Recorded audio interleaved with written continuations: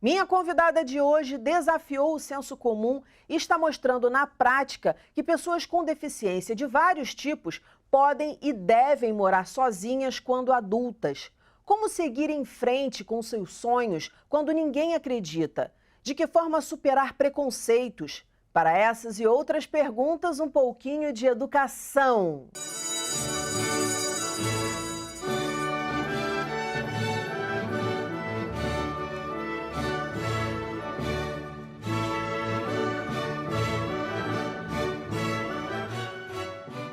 Eu vou conversar com a economista, mestre em planejamento social, especialista em serviços de saúde, diretora e fundadora do Instituto JNG, Flávia Pope. Flávia, bem-vinda ao programa Educação. E antes de falar desse teu trabalho tão desafiador, né, que vai ser o clímax aqui da nossa entrevista, eu queria entender um pouquinho quem é você. Como é que foi a sua educação e o que a gente pode linkar com a sua trajetória de luta, porque não precisa a gente entrar muito, te ouvir muito para saber que deve ter sido uma luta aí começar nesse projeto.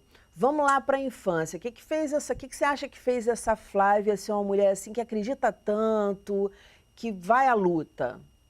Ah, que boa pergunta. Tudo bom, Daniela? Bom, o começo lá da minha vida já faz um tempinho, né? Eu sou a filha mais velha de uma família numerosa. Depois de mim nasceram outros 3 filhos, da minha mãe e do meu pai. Mais adiante, minha mãe decidiu adotar um menino.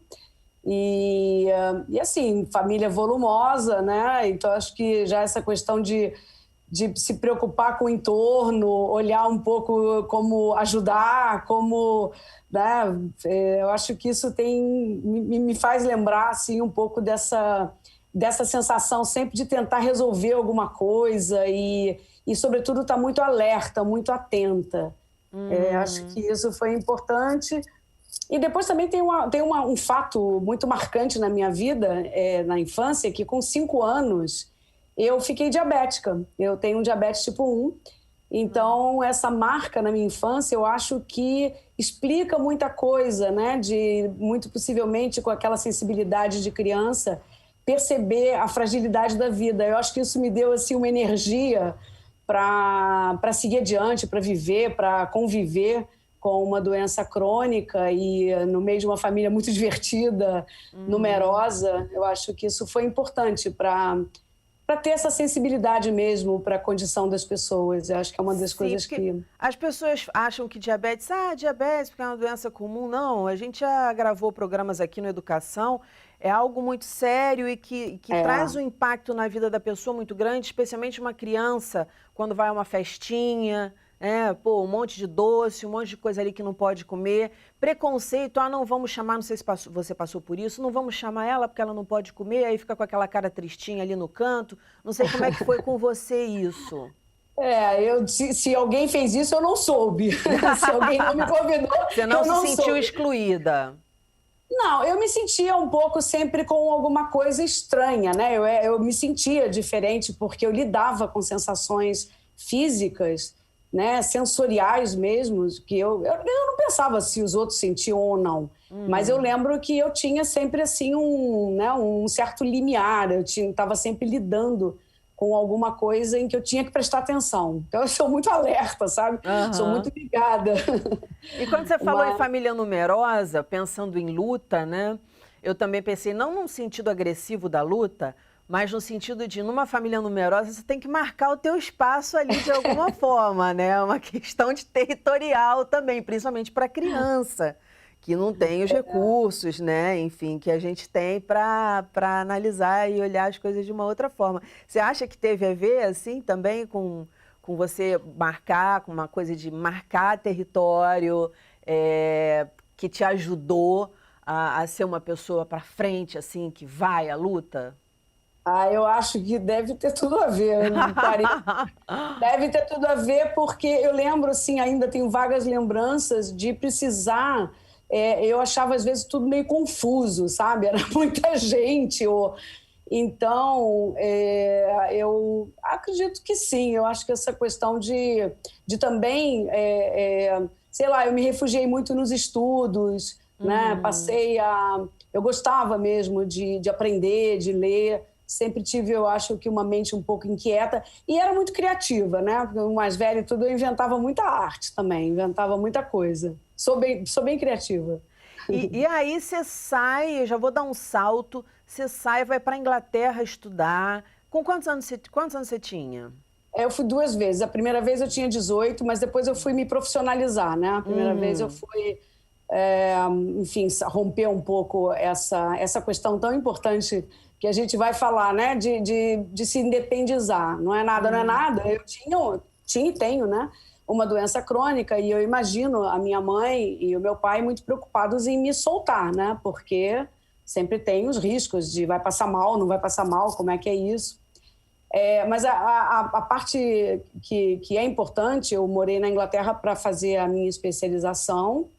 Esse foi um momento muito importante no meu processo de educação, porque a minha primeira graduação foi em economia, embora eu ame conseguir pensar em termos econômicos, foi exatamente na Inglaterra que eu migrei completamente para a área social.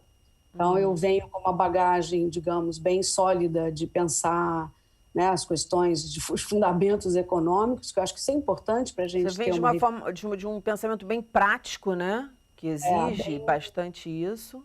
Exato. Com a especialização que eu fiz na Inglaterra e, sobretudo, essa coisa da educação mesmo, como é legal, né? O convívio com outras culturas, o grupo era muito misturado, então, a partir dali, eu fui para o Quênia conhecer lá o interior, bem na fronteira com a Somália.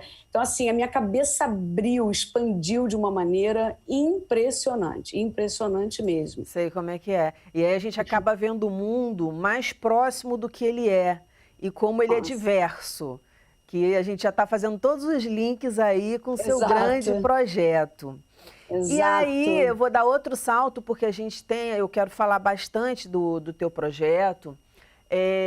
Você se torna mãe, e isso muda para você muita coisa. Eu queria que você contasse um pouquinho dessa história para a gente chegar lá na tua ideia. Primeiro mãe do Camilo, e já foi uma grande experiência, uma gigante experiência, né? E 2 anos e meio depois, mãe do Nico, e aí é que vem a situação que nos leva ao Instituto JMG. O Nico era um bebê, não nasceu com alguma característica que fosse marcante, que a gente pudesse, né, ter aquele momento em pensar sobre o futuro dele. Foi uma criança que, aos poucos, a gente foi percebendo, eu, né, como mãe, que ele se desenvolvia de uma maneira atípica, diferente. Então, aí começa toda Nossa, é um percurso, Daniela, a coisa do diagnóstico, precisa de diagnóstico. Já ouvi muita história. Então, nossa, é uma loucura. E assim, o meu trabalho é na área de saúde pública, né? Saúde. Então, assim, o início foi penoso e eu mesma tomei a decisão, quando eu entendi que o que eu tinha que proporcionar para ele independia do diagnóstico, eu falei, cara, eu não vou entrar nessa loucura, entendeu? Porque... Exatamente. Não vou entrar nessa loucura. Não vai definir o seu filho por um papel, né? Não vai, não tem selo. E, aliás, foi uma grande sorte, porque uma das primeiras avaliações que ele fez, a pediatra colocou uma interrogação e escreveu autismo e me mandou para um psiquiatra na época, 91, que eu estou falando, 92, e eu não fui. Eu falei, eu vou fazer o quê? Vamos lá, vamos ver, tudo bem, pode ser que sim, pode ser que não. Logo eu aprendi isso, ele precisa ser estimulado, ele precisa ter acesso, né, a muito estímulo mesmo. E foi o que a gente fez durante muito tempo, muito tempo. Ele foi uma criança altamente estimulada por tudo que você puder imaginar, arte, música, escola. Realmente o papel da educação é uma coisa assim estruturante. Mas como mãe te bateu lá no fundo uma dúvida, uma preocupação, e daí surge a ideia do Instituto? um pouco, bem mais adiante. Não, porque aí, digamos que ele foi crescendo, já na infância já estava claro que ele tinha um desenvolvimento atípico. Certo. Naquela época se dizia que ele tinha um transtorno invasivo do desenvolvimento, até chamavam pela sigla, TID. E essa sigla, TID, agora foi transformada em TEA, que é o transtorno do espectro do autismo. Quando você não enquadra ali, você fica no espectro. Então, ele é um cara que está no espectro, sim, não tem a menor dúvida. E a decisão de criar um instituto foi bem mais tarde. Foi realmente quando ele estava já terminando a fase escolar. Até então, eu estava trabalhando, aquela coisa de fase de criança e o outro filho também, e mudando de país, e, enfim, um monte de agitação na minha vida. Mas foi exatamente nesse período, sabe, Daniela? Quando vai terminando a fase da escola. Qual fase de escola que você diz? O ensino médio? É porque ele não seguiu, né, assim, classicamente os anos de escola, mas nessa idade, 17 anos, né, aquele momento em que os jovens típicos, também não é tão simples também não, né, fazer essa transição para a fase adulta não é fácil para nenhum jovem. Nenhum. Aquele momento... Nenhum, para escolher a carreira e tal. Mas naquele momento, eu, Ana e Mônica, JNG são as iniciais de João, Nico e Gabi, eles eram colegas da escola e a gente se perguntava naquela época, peraí, onde é que eles vão agora? Como é que vai ser esse negócio?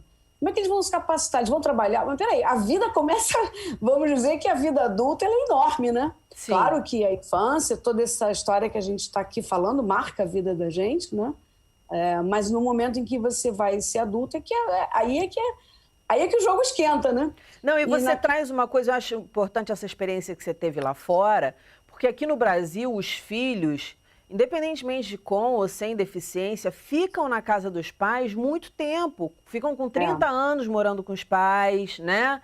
Às vezes mais de 30 anos morando com os pais, faz parte da nossa cultura. Então, além de trazer uma ideia inovadora, que é pessoas com deficiência saírem de casa e ter a sua independência, você traz também uma quebra aí na nossa cultura, que é vamos ficar na casa de papai e mamãe até a gente se casar. E como a gente não está se casando, então vamos continuar por aqui mesmo, que está tudo bem.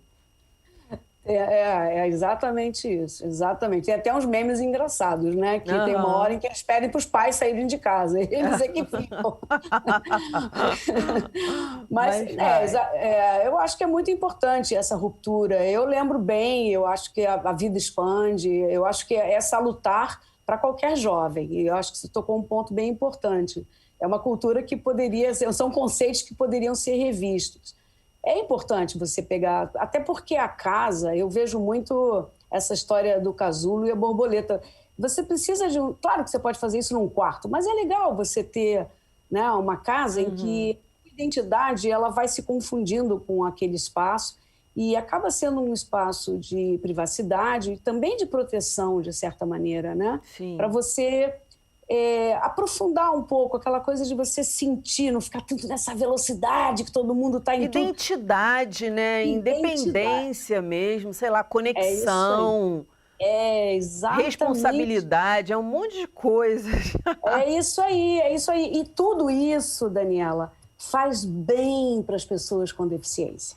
Faz bem para todo mundo, mas faz muito bem para as pessoas com deficiência. Porque elas vêm se beneficiando aí do processo de inclusão escolar, elas estão chegando, é uma geração que está chegando aí com 30 anos, completamente diferente do que era há 30 anos atrás.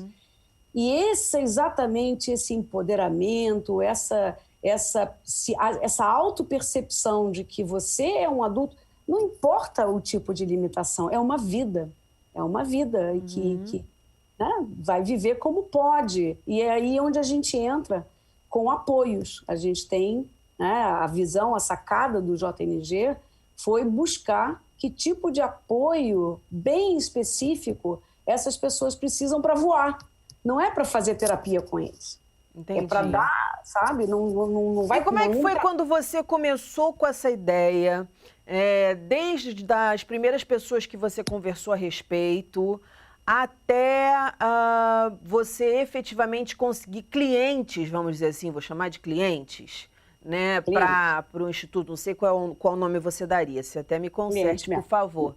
Então, como foi isso? Porque eu vejo assim, a princípio, quem está de fora vê dois obstáculos. Um, quando você falou a ideia, muita gente deve ter dito, você está de brincadeira, como é que você vai fazer isso? Você é louca, você é louca. Então, assim, passar, porque a gente é influenciável, sim, por mais que a gente diga, que se dane o que os outros pensam, sempre fica ali alguma coisinha que a gente tem que trabalhar de alguma forma. E depois convencer esses pais, né? Porque muitos deles têm mesmo essa questão da proteção. O pai e a mãe já têm, a família já tem essa questão da proteção com a criança, enfim, com seus filhos.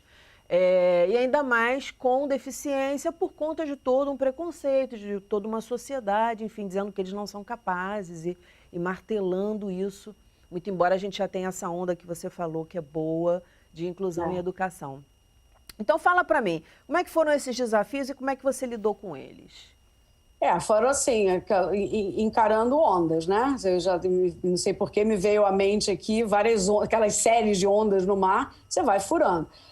Eu ouvi que eu era louca, você é louca de propor isso e tal. Eu gosto muito desse tipo de provocação.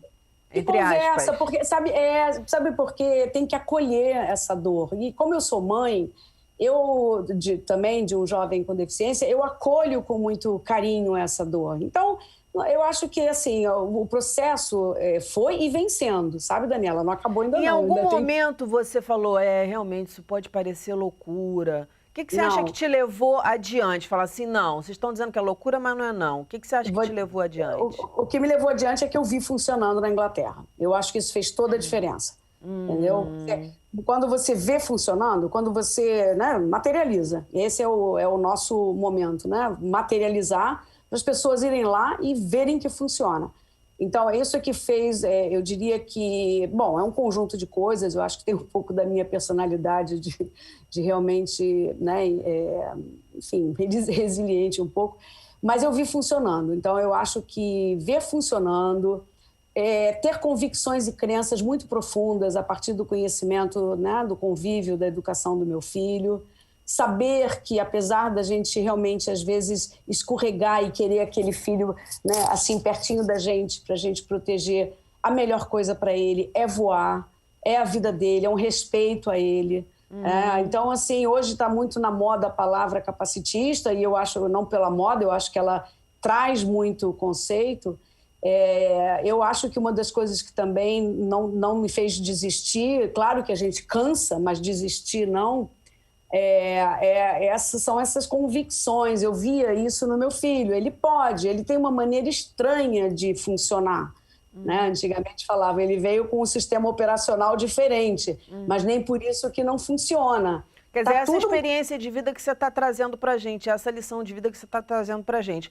Primeiro, o contato com o mundo, que você já teve ali, que a tua casa era o mundo, né, e tinha muita gente. Depois você foi para o mundo efetivamente, mas aí a gente não está falando nem tanto de viajar, mas de olhar para as coisas, olhar para as pessoas, olhar para o teu filho, porque a gente sabe que às vezes no dia a dia, os pais, os familiares, né, os responsáveis, nem sempre conseguem olhar ali, né? Só vem as necessidades. A necessidade é essa, esse aqui está precisando de um livro, está precisando disso, está precisando daquilo, está na hora de comer.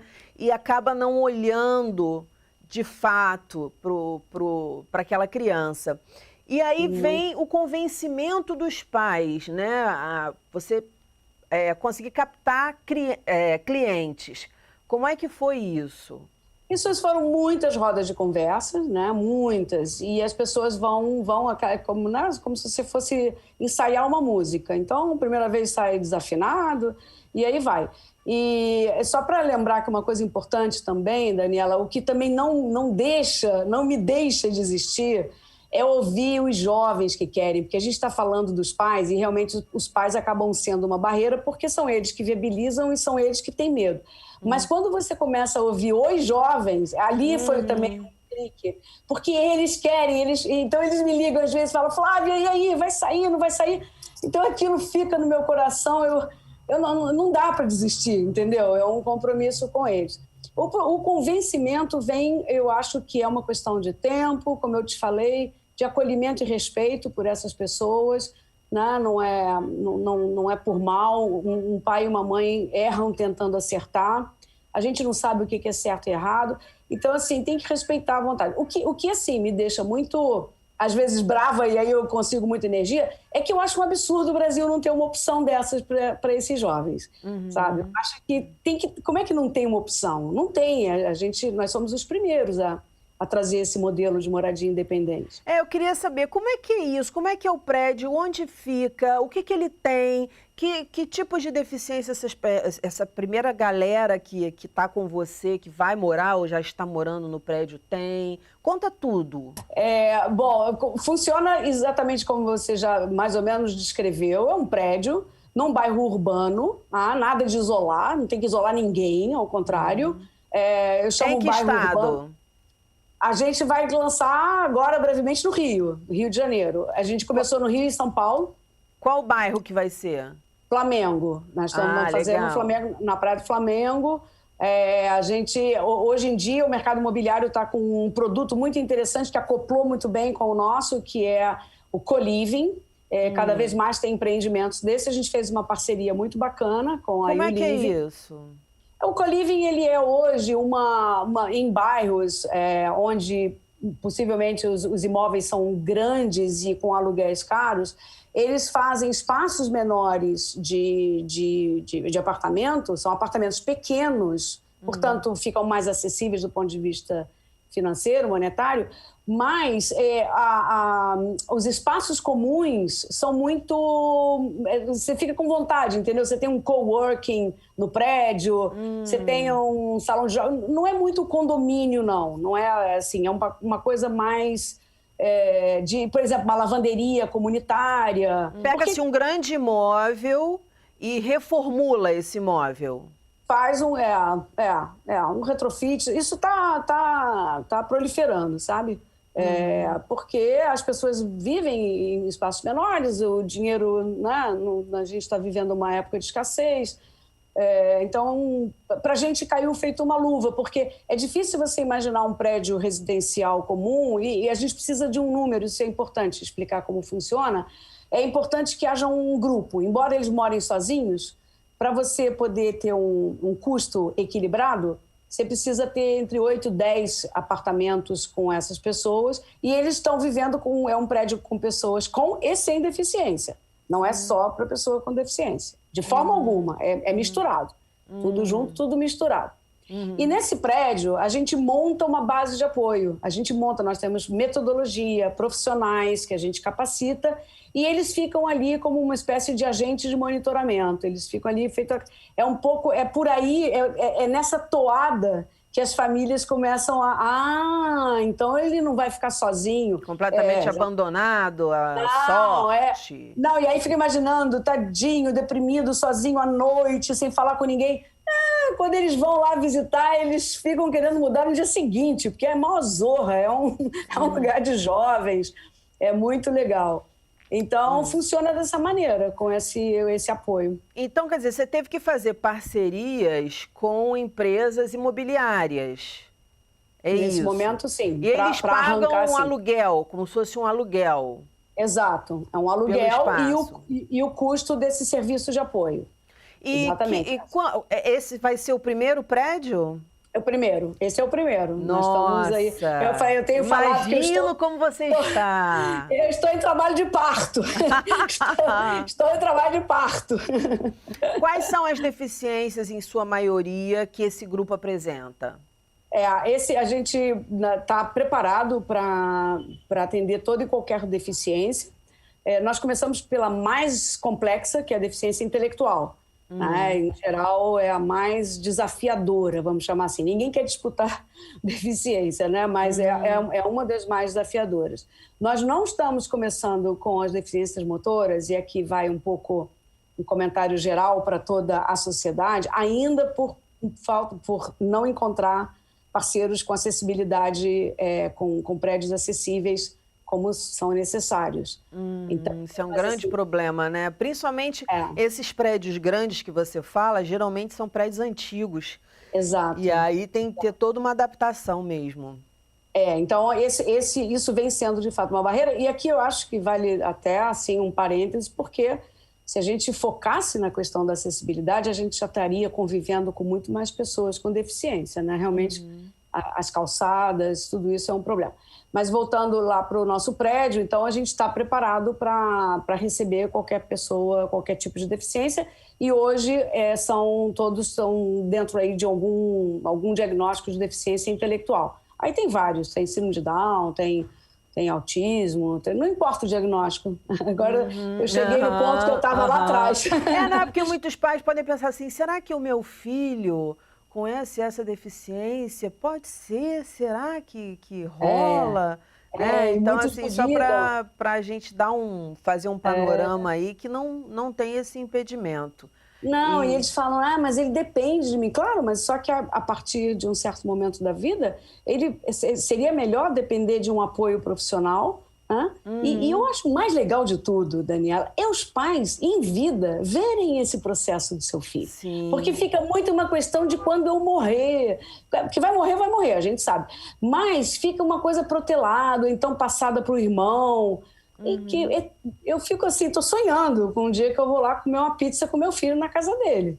Nossa, não, com certeza. E assim, que eu tô sonhando com vários prédios assim.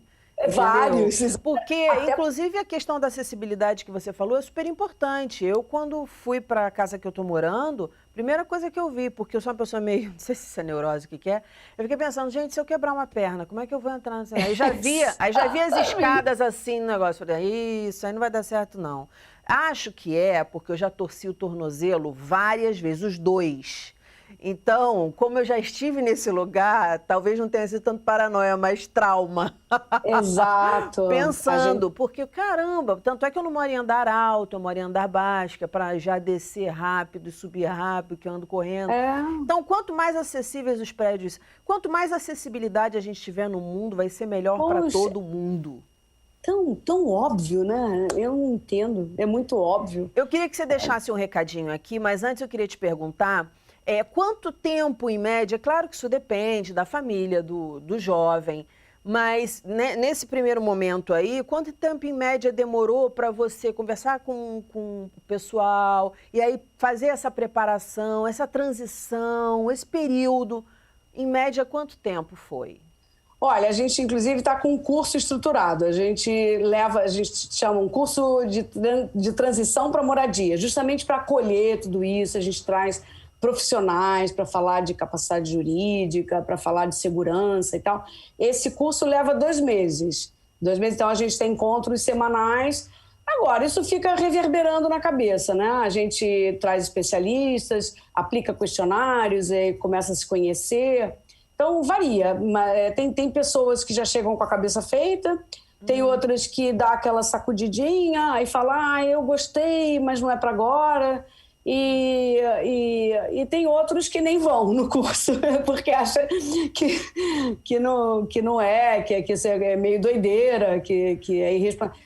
Enfim. Flávia, a gente já terminou o nosso tempo, infelizmente, mas eu queria que você deixasse aqui qual é a lição de vida que você gostaria de passar para a galera que está assistindo o nosso programa.